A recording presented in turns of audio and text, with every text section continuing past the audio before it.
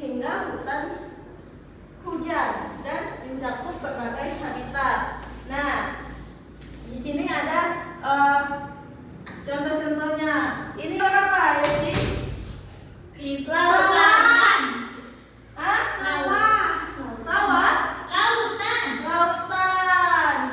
Ini gambar apa, Husna? Pohon. Pohon? Apa itu? Ribu Hutan.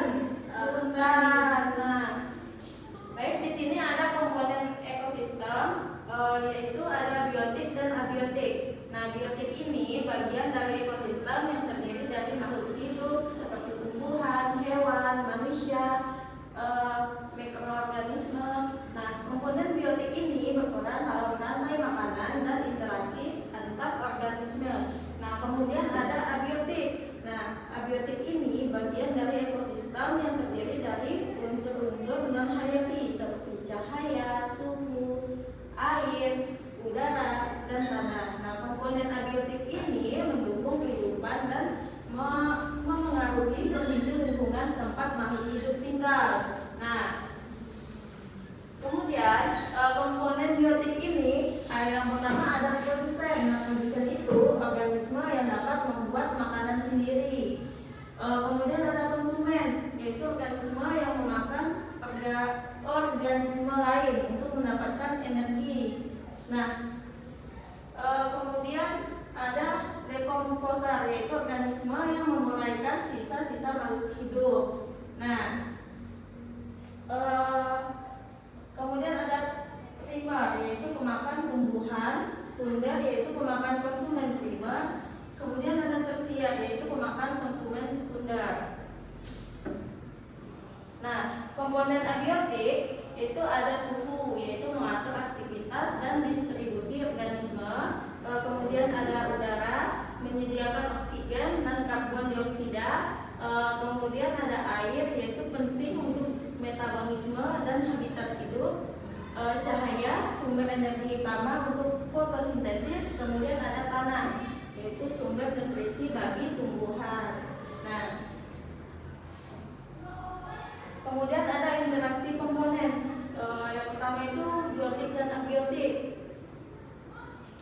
Biotik dan abiotik ini yaitu makhluk hidup, komponen biotik yang bergantung pada komponen abiotik untuk bertahan hidup, dan komponen abiotik menciptakan kondisi yang memungkinkan makhluk hidup beradaptasi. Nah, kemudian ada biotik dan biotik. Semua makhluk hidup atau komponen biotik saling berinteraksi satu sama lain dalam berbagai cara. Nah, interaksi tersebut membantu memelihara keseimbangan ekosistem.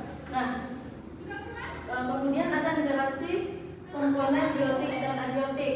Yang pertama ada fotosintesis, yaitu proses tumbuhan mengubah cahaya matahari menjadi energi oksigen. Kemudian respirasi, yaitu proses makhluk hidup menghasilkan energi dari glukosa dan oksigen. Nah, kemudian ada siklus mineral, perputaran mineral esensial melalui makhluk hidup dan lingkungan. Yang terakhir ada siklus air, yaitu peredaran air dari bumi ke atmosfer dan kembali lagi. Nah, selanjutnya ada interaksi antar komponen biotik dan abiotik. Itu ada predasi. Predasi itu interaksi antara dua organisme di mana satu organisasi atau predator memburu dan memakan organisme yang lain atau memaksa untuk bertahan hidup. Nah, kemudian ada simbiosis, yaitu interaksi erat antar dua spesies yang hidup bersama dengan hubungan yang bisa saling menguntungkan satu sama lain, merugikan atau netral. Nah, di sini ada bagian-bagian predasi. Nah, yang pertama ada rantai makanan, yaitu urutan hubungan makan memakan antar organisme.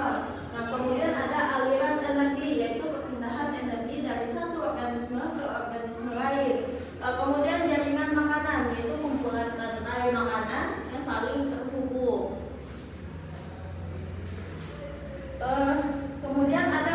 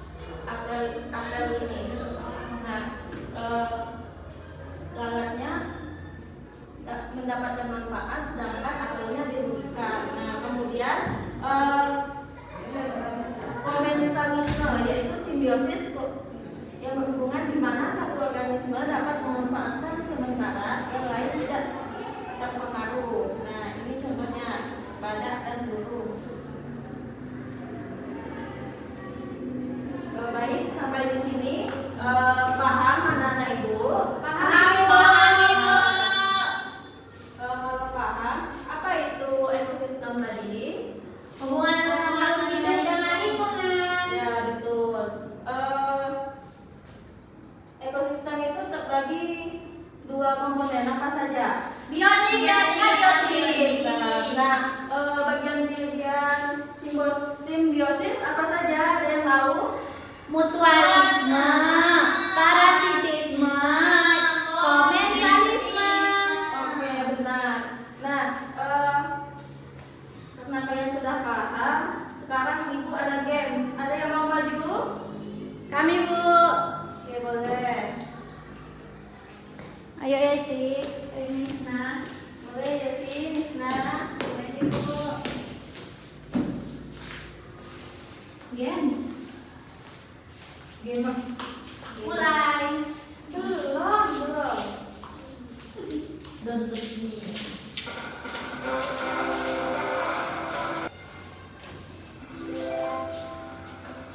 Oke. Game. Salah.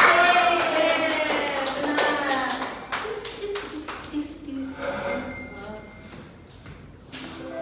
Tanaman apa yang termasuk komponen abiotik? Ayo. Bunga.